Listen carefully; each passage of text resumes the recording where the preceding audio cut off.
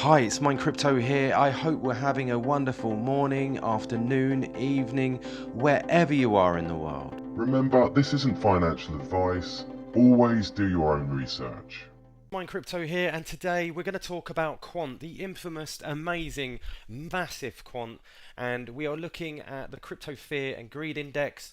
And market cap, we're still under that $1 trillion mark, and BTC dominance up by 0.45%. Not for long. Now we're currently in the middle rung of 50. Right, it's slap bang in the center. From yesterday when we were in that 53% greed when everybody was buying. So if we look here, it looks like just a sideways trend. We're dropping a little bit on the fear and greed from up to 61, 63 at some point in April. Now we're slightly down towards 50 in June.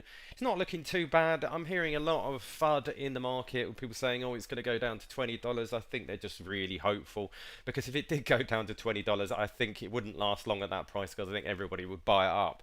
Got to remember, there's only 14 million supply. Honestly, I think you're dreaming if it's going to go that low. But hey, if it does, I'm sure everybody will jump on that like a pig in shite. Do you know what I mean? If it goes down to that sort of amount, I'm sure we will see absolute carnage.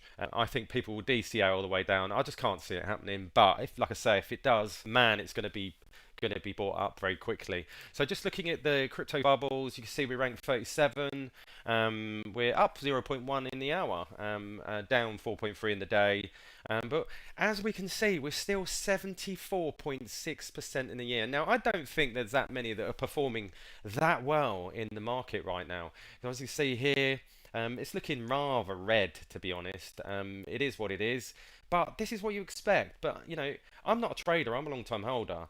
I'm not really that bothered whether it goes up or down. And you get people that are, you know, flipping out. Oh, it's going down. It's going down. People just keep buying. It's no big issue.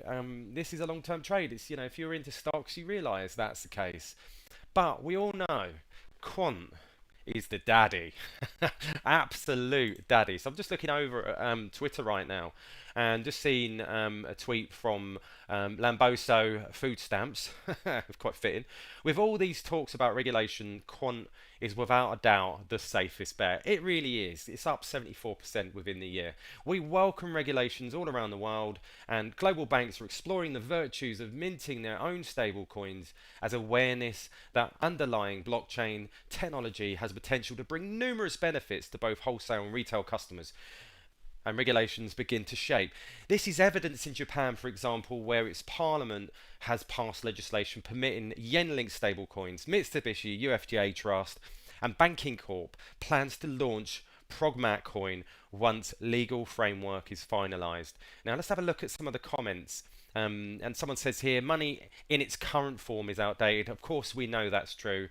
And if we take a look now at Black Swan Capitalist, the global financial system reset is around the corner, and nations worldwide are preparing to make that switch. Now, I don't know how long that's going to be, but I'm in the same thinking. I think whether that's this year, next year, it's on its way. Generational wealth is within reach if we pay attention and invest in the right technologies, building infrastructure for this new system. And we've got what? XRP, because we know Black Swan Capitalist loves XRP, XLM and Quant. Let's have a little listen about the new world order, World Government Summit in 2022. It's on its way. They've already designed it, and Quant is the daddy. If we are looking at a new world order that is, as people describes it, decentralized, what does that mean? Well, first of all, let's take a look at what makes up world orders. World orders are that a group of countries across the world agree to a set of rules, and they agree to play by them. What underpins a world order is always the financial system. And what we're seeing in the world today, I think, is we're on the brink of a dramatic change where we are about to, and I'll say this boldly, we're about to abandon the traditional system of money and accounting and introduce a new one. Everyone's been predicting the demise of the dollar for a long time. And the new one, the new accounting, is what we call blockchain. It means digital. It means having a almost perfect record of every single transaction that happens in the economy, which will give us far greater clarity over what's going on. It also raises huge dangers in terms of the balance of power between states and citizens. In my opinion, we're going to need a digital constitution of human rights if we're going to have digital money. But also, this new money will be sovereign in nature. Most people think that digital money is crypto and private. I find it very difficult to talk about the world order that we're coming into, given how very tenuous and unstable the current environment is. In my lifetime, this is the second time that I have seen the superpowers actually threaten the possibility of nuclear war.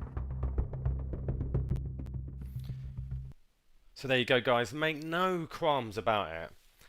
Quant is part of this. It is absolutely, it's the thing that glues everything together. It's that, you know, it allows everything to connect. Now, if you can't see that, well, you know, you'll never see it. And by the way, none of this is financial advice. You've always got to do your own research. I'm not a financial advisor. I'm just here to bring you the news. And we have another video. This was actually a while back, and it's Tom Mutton of the Bank of England talked about the importance of experiments in helping the central bank think about use cases for digital currencies. Just remember the keywords.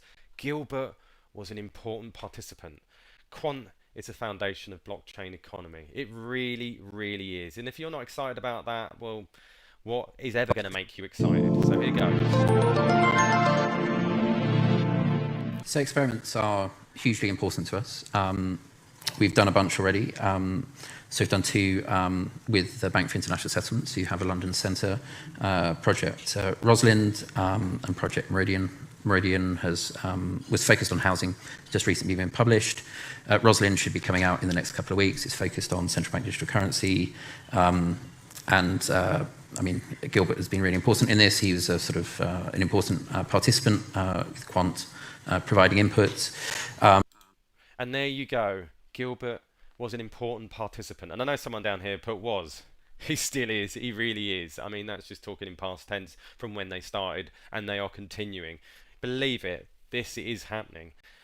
So let's have a look at a bit of news from BYB. This was back on May the 30th.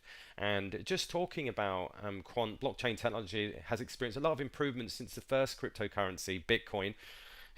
Very slow, very old tech, entered the scene in 2009. However, despite monumental growth, the technology is still plagued with several challenges.